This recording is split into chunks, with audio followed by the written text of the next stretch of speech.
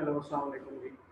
जी students, previous lecture में हम लोग ऑप्टिकल इंस्ट्रूमेंट जो है चैप्टर नंबर 10 इसको हम लोग डिस्कस कर रहे थे। आज उसका सेकेंड हाफ जो है उसको हम डिस्कस करेंगे। सेकेंड हाफ में सबसे पहले हम लोग यहाँ पे डिस्कस करते हैं कि जो स्फेरिकल लेंस होता है उसकी फोकल लेंथ और थिकनेस ऑफ द लेंस, इन दोनों के दरमियान क्या रिलेशन होता है और लेंस की थिकनेस के साथ फोकल लेंथ के ऊपर या प्रिंसिपल फोकस के ऊपर क्या इफेक्ट होता है। इसको समझने के लिए हम इस डायग्राम को देखते हैं।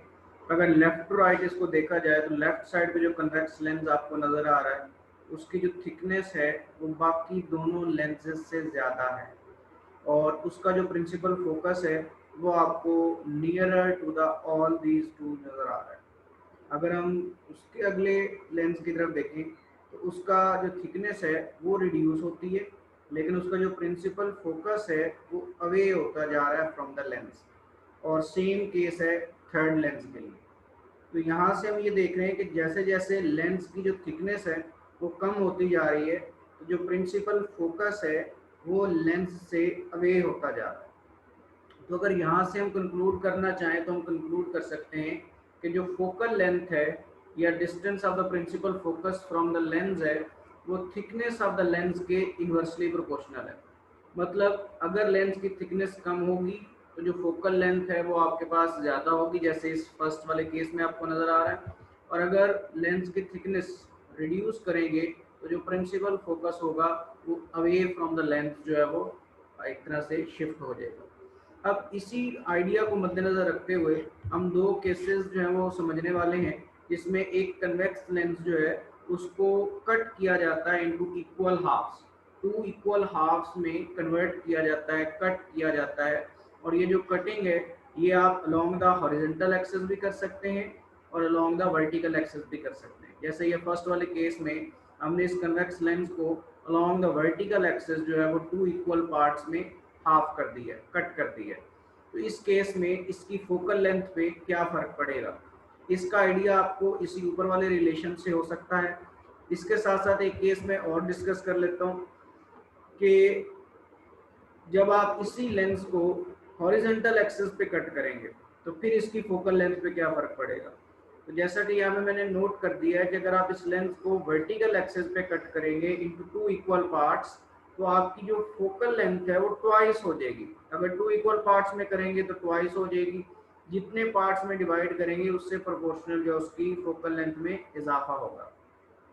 क्योंकि जब वर्टिकल एक्सिस पे कट करते हैं तो एक्चुअली उसकी थिकनेस रिड्यूस हो रही है और थिकनेस के रिड्यूस होने की वजह से, जैसा कि मैंने बताया, हमने ऊपर वाली डायग्राम से भी कंक्लूड किया कि थिकनेस के कम होने से फोकल लेंथ बढ़ रही है।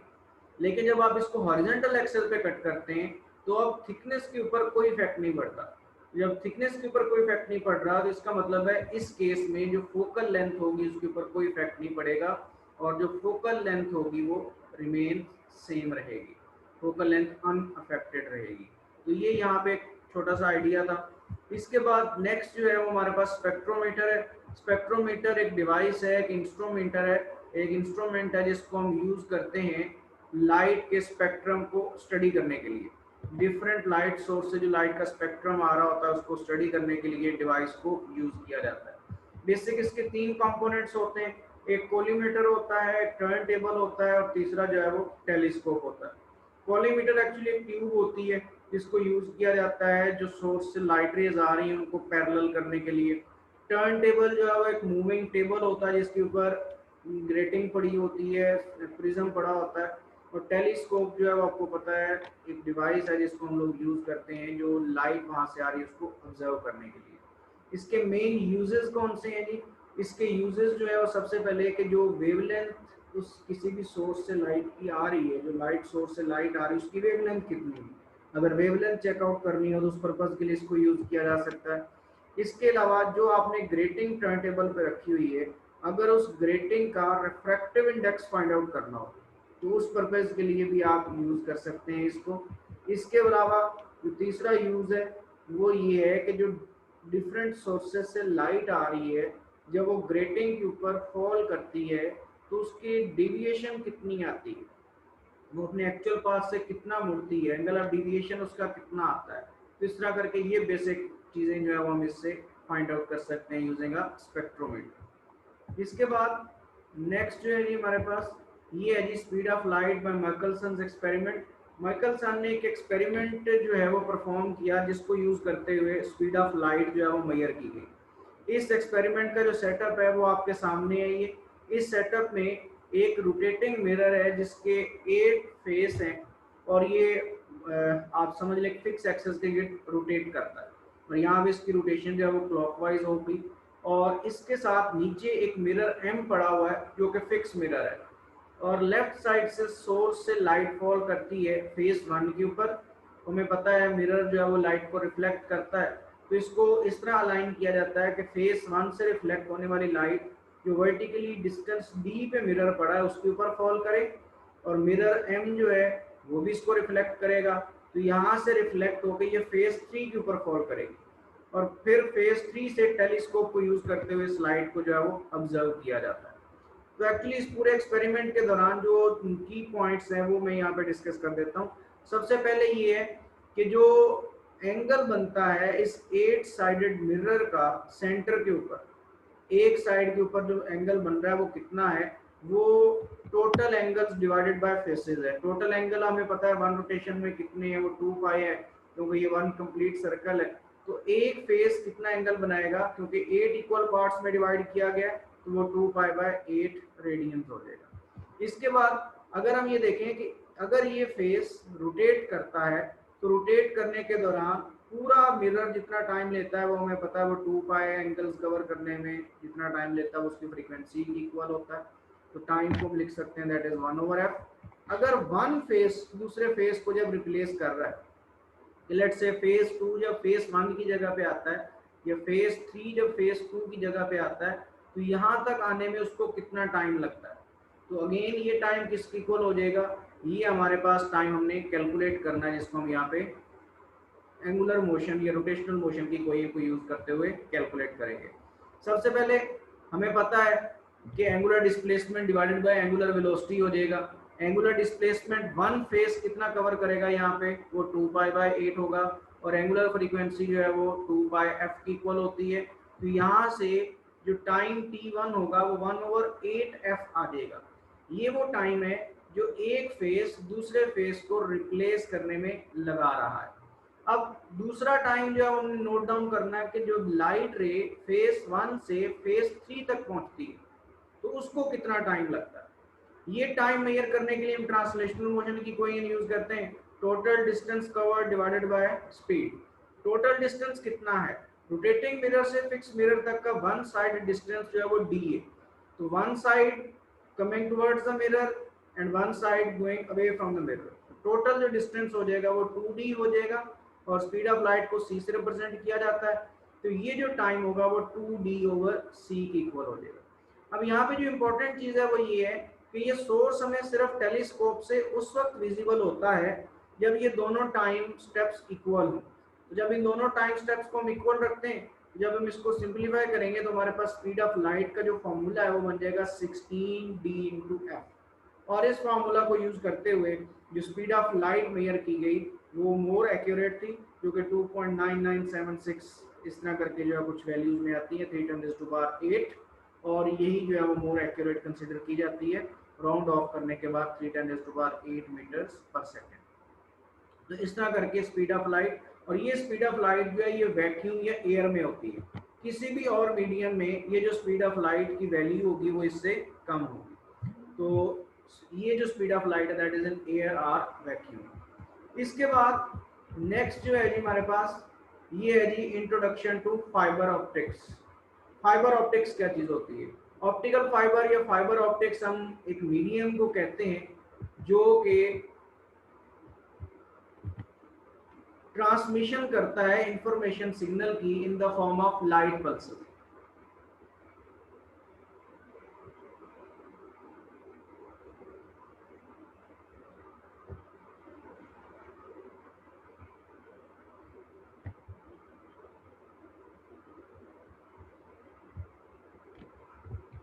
तो लाइट सिग्नल्स को जो ट्रांसमिट करने के लिए जो मीडियम या जो टेक्नोलॉजी यूज की जाती है उसको बोला जाता है that is the optical fibre. और कम्युनिकेशन जो है नॉर्मली दो तरह के मोड्स के थ्रू की जाती है फाइबर में। एक को बोला जाता है कि वो रेडियो वेव्स के थ्रू कम्युनिकेशन की जाए, और दूसरी जो है वो लाइट वेव्स के थ्रू जो है वो कम्युनिकेशन की जाए। लाइट वेव्स का मतलब यहाँ पे विजिबल स्पेक्ट्रम की लाइट वेव है। अब कुछ एडवांटेजेस हैं फाइबर ऑप्टिक्स के जिसकी वजह से हम इसको प्रेफर करते हैं। इनमें सबसे जो पहला एडवांटेज है वो बैंडविड्थ है, कि जो ऑप्टिकल फाइबर होती है इसकी बैंडविड्थ काफ़ी ज़्यादा होती है। बैंडविड्थ का मतलब है इसकी सिग्नल कैरिंग कैपेसिटी कितनी है, इसको बैंडविड्थ बोला जाता है। और दूसरा जो इसका एडवांटेज है कि इलेक्ट्रोमैग्नेटिक इंटरफेरेंस इसके ऊपर बहुत कम होती है। जो इलेक्ट्रोमैग्नेटिक रेडिएशन पास करती है मीडियम में से, तो उस दौरान उनके ऊपर उसके फील्ड्स के जो इफेक्ट्स हैं वो बहुत माइनर होते हैं अगर हम उसको फाइबर ऑप्टिक्स में यूज करें तो। इसके अलावा इनका साइज जो है वो थिन होता है, लाइट वेट होती है। इसके अलावा ये कॉर्नर्स और एजेस के तक जो है इसको हम यूज कर सकते हैं, इजीली जो है वो लाइट ट्रांसमिट कर सकते हैं और उसको मेडिसिन में या डायग्नोस्टिक टूल्स के तौर पे हम यूज कर सकते हैं। फाइबर ऑप्टिक्स के प्रिंसिपल्स क्या हैं? फाइबर ऑप्टिक्स जो है इसके अंदर जो लाइट ट्रांसमिट होती है ये बेसिकली दो रूल्स को फॉलो करती है, जिनमें से एक जो है वो टोटल इंटरनल रिफ्लेक्शन है और दूसरा जो है वो कंटिन्यूअस रिफ्रैक्शन है। तो इसके जो प्रिंसिपल है एक्चुअली टोटल इंटरनल रिफ्लेक्शन और कंटिन्यूअस रिफ्रैक्शन है। अब टोटल इंटरनली रिफ्लेक्ट कब होगी और कंटिन्यूअस रिफ्रैक्शन कब होगी, ये डिपेंड करता है कि टाइप ऑफ ऑप्टिकल फाइबर कौन सी है, उसके ऊपर डिपेंड करेगा, जिसको हम अभी आगे जाके देखते हैं। इन प्रिंसिपल्स को डिस्कस करने से पहले कुछ की पॉइंट्स हम लोग डिस्कस कर लेते हैं। इनमें सबसे पहले है जी रिफ्रैक्शन। रिफ्रैक्शन हमें पता है क्या होती है कि जब लाइट वेव जो है या रे जो है एक मीडियम से दूसरे मीडियम में ट्रांसमिट करती है तो एक्चुअल पाथ से हट जाती है, इसको रिफ्रैक्शन बोला जाता है। Bending towards the normal and bend away from the normal, ये हमें पता है। रेयर से डेंसर जाएगी तो वो बेंड टुवर्ड्स द नॉर्मल होगी और डेंसर से रेयर होगी तो अवे फ्रॉम द नॉर्मल होगी। इसके साथ साथ रिफ्रैक्टिव इंडेक्स मीडियम की एक कैरेक्टरिस्टिक होती है जिसको डिफरेंट फार्मूलाज के थ्रू जो है वो कैलकुलेट किया जाता है, जिनमें से एक जो है वो C/V है। C का मतलब है speed of light in vacuum, V का मतलब है speed of light in another medium, 1/sin C का मतलब है कि क्रिटिकल एंगल का साइन। इसके साथ साथ रियल डेप्थ और अपेरेंट डेप्थ वाला फार्मूला भी है और actual wavelength and change in wavelength के दरमियान रेशियो। इन चारों फार्मूलाज को यूज करते हुए मीडियम का रिफ्रैक्टिव इंडेक्स जो है वो फाइंड आउट किया जा सकता है। इसके अलावा स्नेल्स लॉ से भी किया जा सकता है, sine of I over sine of R। Next जो टर्म हम डिफाइन करने जा रहे हैं वो ये क्रिटिकल एंगल। क्रिटिकल एंगल क्या है जी? Angle of incidence at which angle of refraction is equal to 90 degree. Angle of incidence को कहा जाता है कि वो क्रिटिकल एंगल है जब उसका एंगल ऑफ रिफ्रैक्शन जो है वो 90 डिग्री हो जाए। तो एक तरह से रिफ्रैक्शन का ये एक स्पेशल केस है जिसमें एंगल ऑफ इंसिडेंस को कुछ इस तरह करके एडजस्ट किया जाता है कि जो लाइट रे रिफ्रैक्ट हो रही है वो 90 की डिग्री पे रिफ्रैक्ट हो। इसी तरह स्नेल्स लॉ जो है ये हमें पता है, sine of I sine of R, जैसे मैं बात कर रहा था। अगर एक मीडियम हो तो सिंपली हम ये कह देते हैं N is equal to sine I over sine R। अगर एक मीडियम से दूसरे मीडियम में लाइट ट्रांसमिट कर रही हो तो फिर हम जो है वो N1 sin θ1 and N2 sin θ2 जो है ये वाला फार्मूला यूज करते हैं। कुछ MCQs प्रैक्टिस है जी यहाँ पे, ये हम लोग देखते हैं। सबसे पहले है जी for which of the following total internal reflection take place. Total internal reflection इन तीनों में से किस केस में पॉसिबल है, ये अभी हम लोग नेक्स्ट टॉपिक पढ़ते हैं तो वहाँ पे इसकी थोड़ी सी और क्लैरिटी हो जाएगी। यहाँ पे बताने वाली बात जो है वो सिर्फ ये है कि टोटल इंटरनल रिफ्लेक्शन उस वक्त होती है जब लाइट रे जो है वो डेंसर से रेयर मीडियम में जाए। अगर रेयर से डेंसर में आ रही होगी टोटल इंटरनल रिफ्लेक्शन नहीं होगी। और नॉर्मली अगर आप इन तीनों ऑप्शंस में से देखें तो जो ऑयल है वो डेंसर मीडियम है और जो वाटर है वो रेयर मीडियम है। तो यहाँ से ऑप्शन सी जो है वो करेक्ट ऑप्शन बनता है कि टोटल इंटरनल रिफ्लेक्शन उस वक्त पॉसिबल होगी जब लाइट रे ऑयल से वाटर मीडियम में जाएगी। सेकेंड है if a lens is immersed in a liquid then its focal length will. अगर आप एक लेंस को वाटर में प्लेस कर देते हैं, इमर्स कर देते हैं, तो उसकी फोकल लेंथ पे क्या फर्क पड़ेगा? नॉर्मली ये समझा जाता है कि फोकल लेंथ जो है वो क्योंकि प्रॉपर्टी ऑफ द लेंस है तो शायद उसमें कोई चेंज ना है, लेकिन इसको चेकआउट करने के लिए हम दो स्टेप्स जो है हमको सबसे पहले समझते हैं। सबसे पहले क्योंकि अब ये दो मीडियम है तो अब जो रिफ्रैक्टिव इंडेक्स होगा वो नेट रिफ्रैक्टिव इंडेक्स होगा। और वो नेट रिफ्रैक्टिव इंडेक्स आप कैसे फाइंड करेंगे कि जो refractive index of the lens है उसको आप डिवाइड करवाएंगे refractive index of the medium से।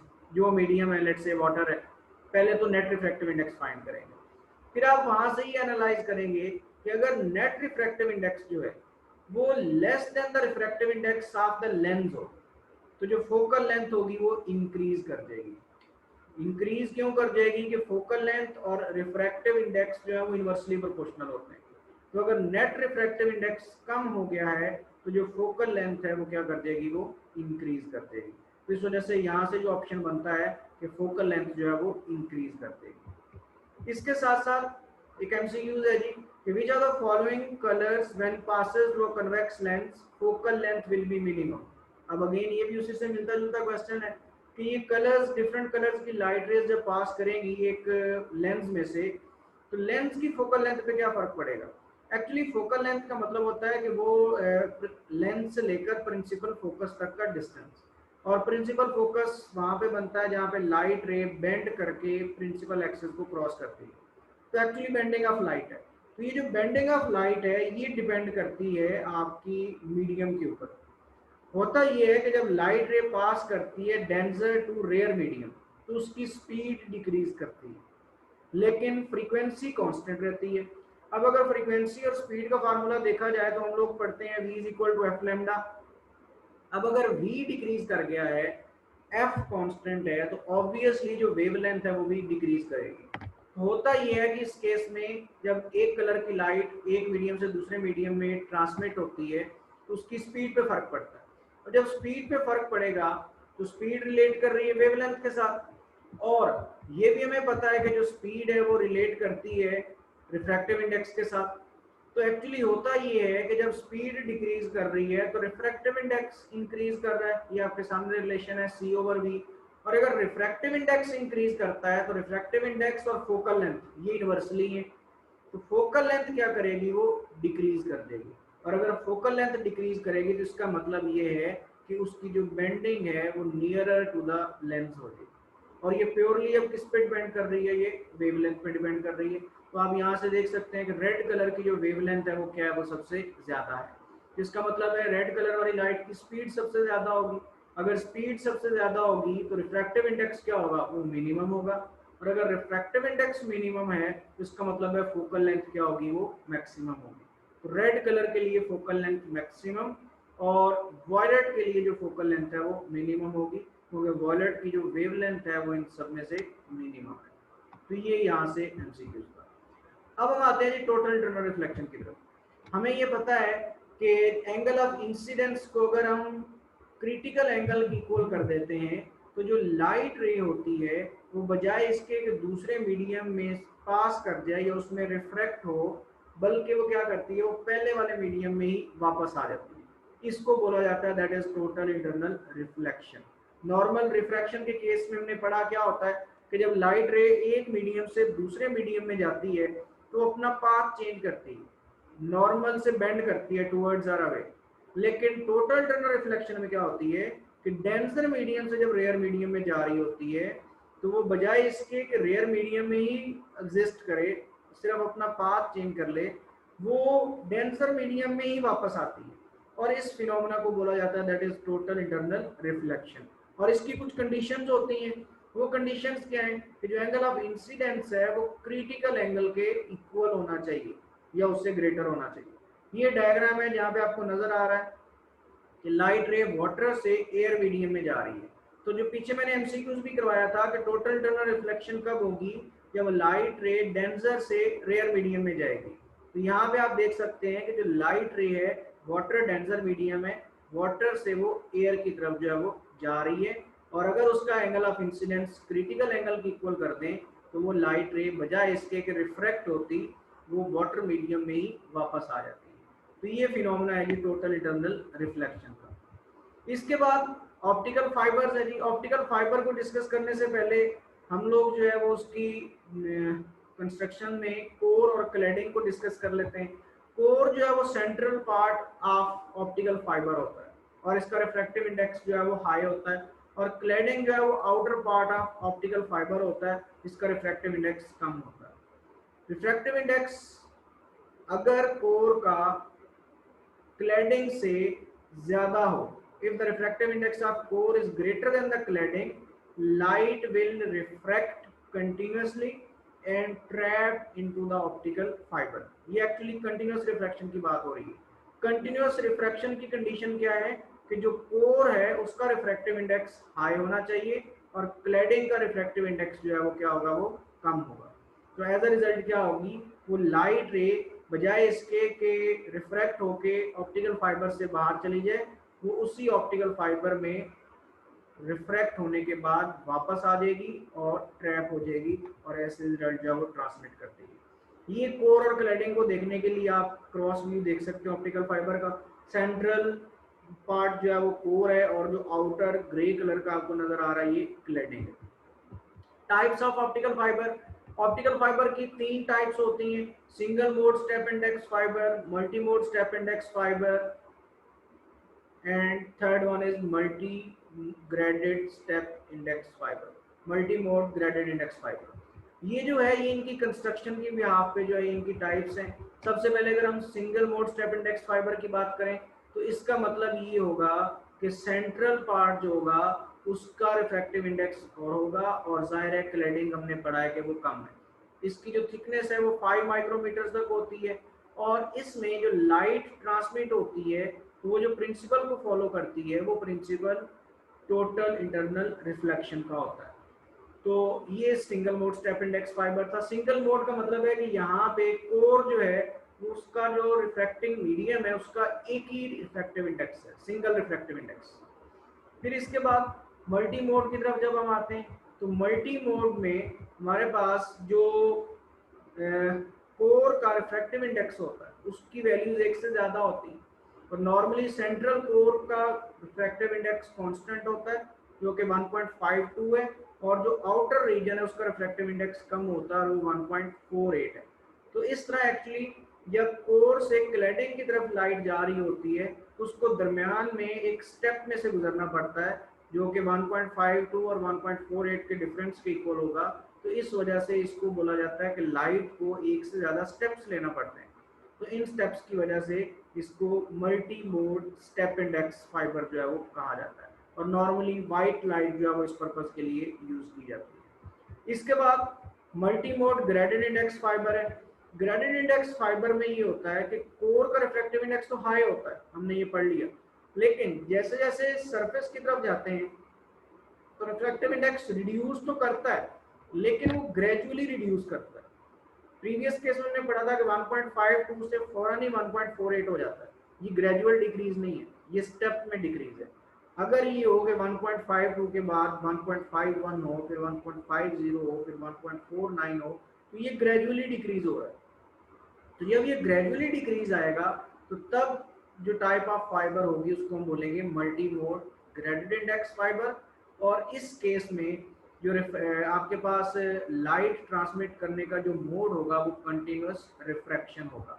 अगर आप राइट साइड पे क्रॉस सेक्शनल व्यू देखें तो प्रीवियस केस में ये था कि आप क्लियरली डिफाइन कर सकते थे दो मीडियम्स के दरमियान बाउंड्री को। अगर मैं प्रीवियस स्लाइड्स पे दोबारा जाता हूँ तो देखिए सेंट्रल कंडेंस पार्ट है ब्लू कलर का, उसके बाहर जो है वो लाइट कलर आपको नजर आ रहा है, तो एक बाउंड्री आप डिफाइन कर पा रहे हैं, सेंटर और उससे बाहर वाले के दरमियान एक बाउंड्री है। लेकिन जब आप ग्रेडेड इंडेक्स की बात करें तो यहाँ पे आप वो बाउंड्री ट्रेस नहीं कर सकते। इसी वजह से इसको बोला जाता है कि ग्रेजुअली डिक्रीज है और इस ग्रेजुअली डिक्रीज की वजह से जो लाइट रेज हैं वो एक दफा रिफ्लेक्ट नहीं करती बल्कि most of the time reflect करती हैं, मोर देन वन, और एज अ रिजल्ट जो है वो वापस ओरिजिनल मीडियम में आ जाती हैं, जिसकी वजह से वो उसी ऑप्टिकल फाइबर के अंदर दोबारा से प्रोपोगेट करती हैं। इस वजह से इसको बोला जाता है that is the multi mode graded index fibre. और ये जो ट्रांसमिशन मोड है इसको कंटिन्यूअस रिफ्रैक्शन बोला जाता है। कंटिन्यूअस रिफ्रैक्शन का मतलब कि एक से ज्यादा दफा रिफ्रैक्ट करना। तो ये आज का हमारा टॉपिक था जी और ये हमारा आज की डिस्कशन।